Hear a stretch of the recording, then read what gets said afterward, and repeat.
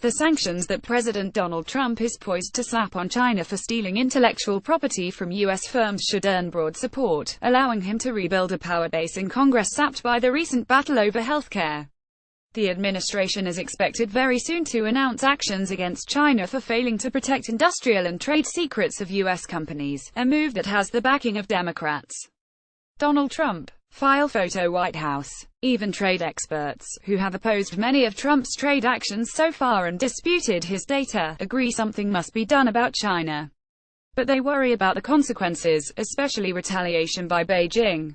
U.S. companies have long complained about Chinese rules that force them to share intellectual property, leading to rampant theft of information with little impediment or enforcement.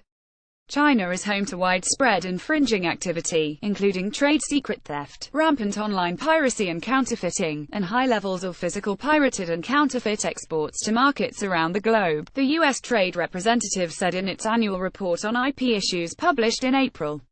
In addition, China imposes requirements that U.S. firms develop their IP in China or transfer their IP to Chinese entities as a condition to accessing the Chinese market. But companies like Apple and Google find it hard to challenge Beijing for fear of losing access to the world's second-largest economy. U.S. retaliation. During the presidential campaign, Trump vowed to hit China with a 45% tariff on all imported goods to address the trade deficit with the country, which totaled $309 billion last year. But since he took office, the administration has dialed back the fiery rhetoric and tried for cooperation, including trade talks last month rebranded as the Uchina Comprehensive Economic Dialogue (CED). But with little to show from those efforts, and no help from China in containing North Korea's nuclear weapons program, Trump has launched unilateral actions to address unfair trade in aluminum, steel and now IP. If Trump felt he was getting good cooperation on North Korea, he would not be ramping up the trade pressure against China, Gary Clyde Hubauer of the Peterson Institute for International Economics told AFP. Rex Tillerson and Xi Jinping. File photo U.S. Gov.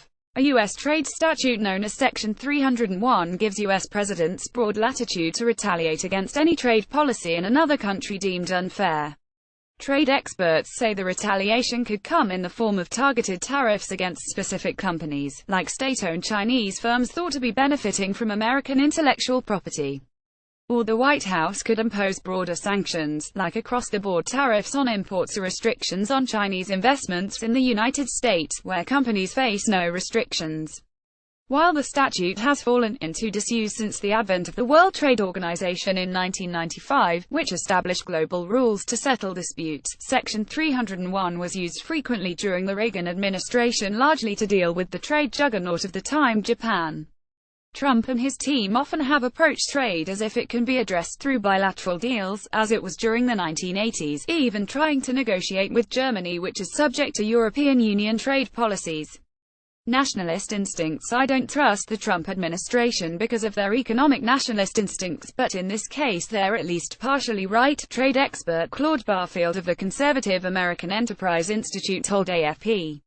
He said he has reluctantly come to the view that something must be done about China's policies in this area, even while he views the Trump administration effort to forcibly cut trade deficits with individual countries as nonsense. But he warned that in going after China, you've got to be willing to face up to the fact there will be retaliation. China likely will impose tariffs of its own, and file a WTO complaint against the United States, and public opinion might be in Beijing's favor, defending itself from what would be seen as yet another Trump anti-free trade move. But at home, Trump will have support of Democrats, always more skeptical of free trade than Republicans.